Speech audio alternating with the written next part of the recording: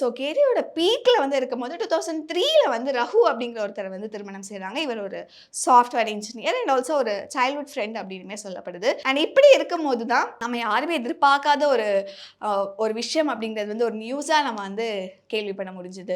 17th April 2004 அன்னைக்கு வந்து ஒரு மிகப்பெரிய ஒரு ஷாக்கிங்கான ஒரு நியூஸ் நம்ம எல்லாருமே வந்து கேள்விப்பட்டிருப்போம்.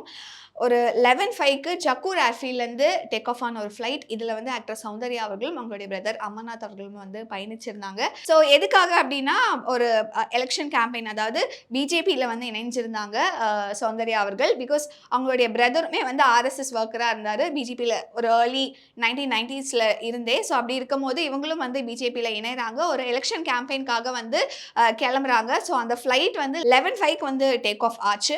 ஸோ டேக் ஆஃப் ஆன ஒரு சில நிமிடங்கள்லேயே அந்த ஃப்ளைட் வந்து ஒரு 150 மீட்டர்ஸ் ஹைட்டில் தான் அந்த ஃப்ளைட் வந்து பறந்துருக்கு. அப்படி இருக்கும்போது பைலட் வந்து ஃப்ளைட்டை திருப்பும் போது நிலை தடுமாறி அந்த ஃப்ளைட் வந்து ஒரு காலேஜ், ஒரு யூனிவர்சிட்டி கேம்பஸில் விழுந்து வெடிச்சு சிதறி இருக்கு.